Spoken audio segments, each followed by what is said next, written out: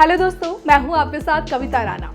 Box office पर दो बड़ी फिल्में द कश्मीर फाइल्स और राधे श्याम रिलीज हो गई है और दोनों ही फिल्मों को लेकर काफी चर्चाएं भी थी। जी हाँ, हर कोई यही सोच रहा था कि आखिर कौन सी फिल्म दर्शकों की उम्मीदों पर खरी उतरेगी। और इस बीच सुनने में अब ये आ रहा है कि अनुपम खेर की द कश्मीर फाइल्स ने प्रभास की राधे श्याम को मात दे दी है। जी हाँ, प्रभास और पूजा हेगड़े की much awaited film Radhe Shyam आखिरकार थिएटर्स पहुंच गई है और देखिए लंबे वक्त से रिलीज के लिए अटकी राधे श्याम कुमार की इस फिल्म को दर्शकों से एक मिक्स रिस्पांस मिला है, क्योंकि फिल्म को जहां साउथ मार्केट में जबरदस्त रिस्पांस मिलता दिख रहा है, तो वहीं हिंदी बेल्ट में ये फिल्म दर्शकों को थिएटर्स की ओर खींचने में थोड़ी सी मशक्कत उन्हें करनी पड़ रही है। जी हाँ, फिल्म के रिलीज के बाद इसके ऑक्यूपेंसी रिपोर्ट भी सामने आ चुकी है और रिपोर्ट के मुताबिक प्रभास की फिल्म ने तेलुगु में बम्पर ओपनिंग हासिल की है। जी हाँ, रिपोर्ट्स के मुताबिक फिल्म के रिलीज के पहले दिन पहले शो में ही इसे देखने के लिए दर्शकों की भारी भीड़ सिनेमाघरों में दिखी है। तेलुगु राज्यों के थिएटर्स में तकरीबन 75 से 80% तक फुल पाए गए हैं। वहीं दूसरे शो के साथ ही थिएटर्स पर हाउसफुल के बोर्ड्स दिखने भी लगे। हालांकि देखिए, हिंदी राज्यों में ये मामला थोड़ा सा गड़बड़ है, क्योंकि हिंदी राज्यों में इस फिल्म को दर्शकों की भारी भीड़ नहीं देखने को मिली है। तो हिंदी राज्यों में देखिए फिल्में ज्यादातर वर्ड ऑफ माउथ पर ही चलती है और फिल्म ने उम्मीद के मुताबिक देखिए धीमी शुरुआत करते हुए ओपनिंग हासिल की थी, लेकिन फिल्म को देखने के लिए कुल 10 से 15% ही दर्शक थिएटर्स पहुंचे और इस फिल्म को हिंदी में काफी मिक्स रिस्पॉन्स मिला है, क्योंकि कुछ लोगों ने इस फिल्म की जमकर तारीफ की है, जबकि कुछ लोग फिल्म की कहानी से खुश नहीं है। वहीं अब बात करें हम कश्मीरी फाइल्स की, तो इसे राधे श्याम से अच्छा रिस्पांस मिला है। दरअसल इस फिल्म का ऑक्यूपेंसी रेट 25 से 30% दर्ज किया गया है, यानी कि अनुपम खेर की फिल्म को ज्यादा दर्शक मिल रहे हैं। कहना गलत नहीं होगा कि कश्मीरी पंडितों पर बनी इस फिल्म ने प्रभास की इस फिल्म यानी कि राधे श्याम को मात दे दी है। विवेक अग्निहोत्री के डायरेक्शन में बनी इस फिल्म में अनुपम खेर के साथ साथ मिथुन चक्रवर्ती, दर्शन कुमार जैसे बड़े बड़े स्टार्स इसमें नजर आए हैं और फिल्म को मिल रहे रिस्पॉन्स से ऐसा लग रहा है कि ये फिल्म आने वाले दिनों में धमाल मचा सकती है। वैसे आपका इस खबर पर क्या कहना है, हमें कमेंट करके जरूर बताइएगा और बॉलीवुड से जुड़ी खबरों को जानने के लिए बने रहिए सिर्फ और सिर्फ हमारे साथ।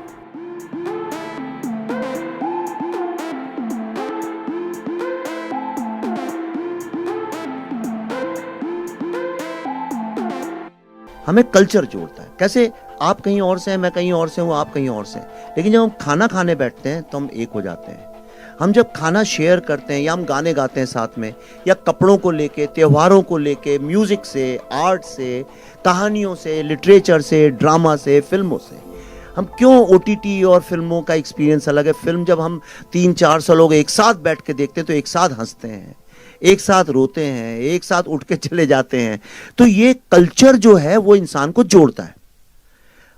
अब एक बहुत बड़ी समस्या ये हो गई कि कश्मीर में आज कल्चर के नाम पे कुछ बचा नहीं है, एक मोनोटोनिक चीज है, कोई डाइवर्सिटी। कश्मीर इतना डाइवर्स था, भारत से जगह जगह से, केरला से, बंगाल से, सब जगह से लोग वहां गए थे और वहां रिसर्च करके सब अल्टीमेटली पंडित, जिनको आज बोलते हैं पंडित मतलब the highest intellectuals and the scholars of a subject, तो वहां पे पंडितों का एक समूह बना और वो इंडिया का जितना भी रिसर्च है 90% से ज्यादा जो इंडिया का रिसर्च है सारा वहां हुआ। इतनी डाइवर्सिटी थी।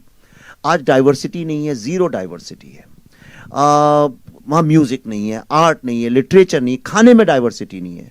मैंने खाने के बारे में एक ट्वीट किया था, मैं वेजिटेरियन हूँ तो नहीं मिल रहा था, तो मैंने कहा भाई अब नया जो कश्मीर बन रहा है इसमें वेजिटेरियन खाना भी मिलना चाहिए। तो उन्होंने फतवा इशू कर दिया मेरे नाम पे।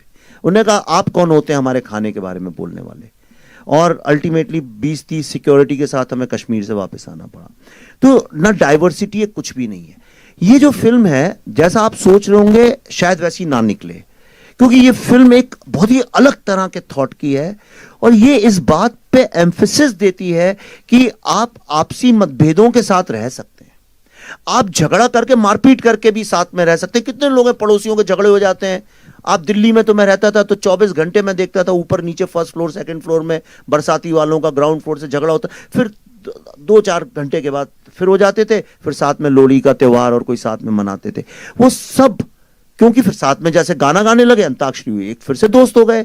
आपकी शादी हुई, मैं चला गया, फिर दोस्त हो गए। लेकिन जब ऐसा कुछ भी नहीं है, सिर्फ एक खालीपन, विरावान सा है, और हम लोग भी जो जाते हैं, हम जाते हैं डल लेक पे सेल्फी खींचते हैं, गुलमर्ग में वापस चले आते हैं, हमें कुछ पता चलता नहीं है। यानी डाइवर्सिटी एक बहुत ही देखिए डेंजरस सिचुएशन ये है कि मैं आपको एक छोटा सा किस्सा बताता हूं, उससे आपको सब समझ में आ जाएगा।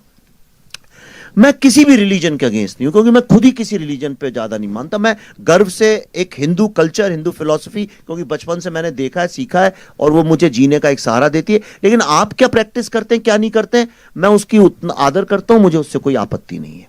और मैं जानता हूं कि मुझसे अलग लोग इस दुनिया में रहते हैं।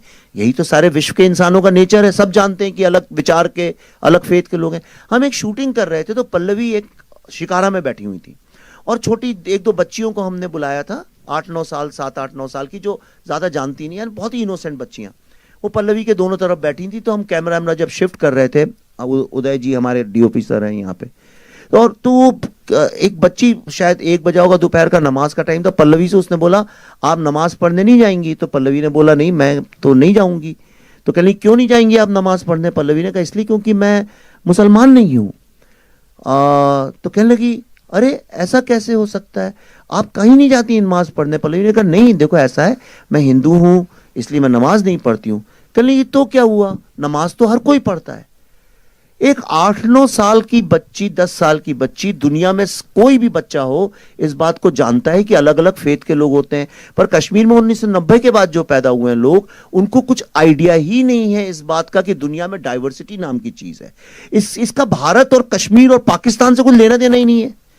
आप एक पूरी की पूरी जनरेशन जो है वो इतनी इग्नोरेंस के साथ बड़ी हो रही है। मेरा जो ड्राइवर था टैक्सी का, वो लाल रंग के जूते पहनता था। तो मैंने उससे एक दिन शूटिंग के दौरान यही पूछा, वो बड़े अजीब से लंबे लंबे रेड बूट्स थे, तो मुझे थोड़ा अजीब भी लगते थे, चमकते हुए लाल। तो मैंने उससे ऐसे ही चिढ़ाते हुए बोला, क्यों भाई बड़े अच्छे जूते पहन रखे हैं, कहाँ थाईलैंड से लाए हो, फॉरेन से लाए हो? कहता हाँ। तो मैं सोचा शायद थाईलैंड का नाम लेगा, 20-25 हजार रुपए के टिकट में कोई भी चला जाता है आजकल थाईलैंड वगैरह। तो मैंने बोला थाईलैंड से? वो बोला नहीं, दिल्ली से। इंडिया भी नहीं बोला उसने, दिल्ली से।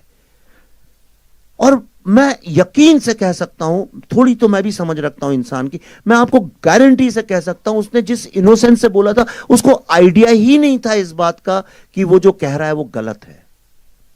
तो ये जो हमने क्रिएट कर दिया, ये फिल्म यही आपको बताएगी कि क्या होता है जब आप एक सोल को खत्म कर दें, कल्चर को, आर्ट, म्यूजिक, लिटरेचर, आर्किटेक्चर, इन सब चीजों को खत्म कर दें, तो वो किसका लॉस है? क्या वो कश्मीर का लॉस है? क्या वो हिंदू मुस्लिम का लॉस है? क्या वो भारत का लॉस है? या पूरी ह्यूमैनिटी का है? अगर कोई आज सिलिकॉन वैली को जाकर डिस्ट्रॉय कर दे, तो किसका लॉस है? वो आपका और हमारा भी तो लॉस है। लेकिन हम तब तक उसको अपना लॉस और डेंजर नहीं समझते जब तक वो गोरेगांव या बोरीवली तक आके वो खड़ा ना हो जाए आपके सामने, या दिल्ली में गुड़गांव या फरीदाबाद तक ना आ जाए। हमें तो किसी और का प्रॉब्लम है, देख लेंगे। पर ये फिल्म देखने के बाद अपने जीवन में मैं गारंटी करता हूं आप कभी ऐसा नहीं सोच पाएंगे। So be prepared before you see this.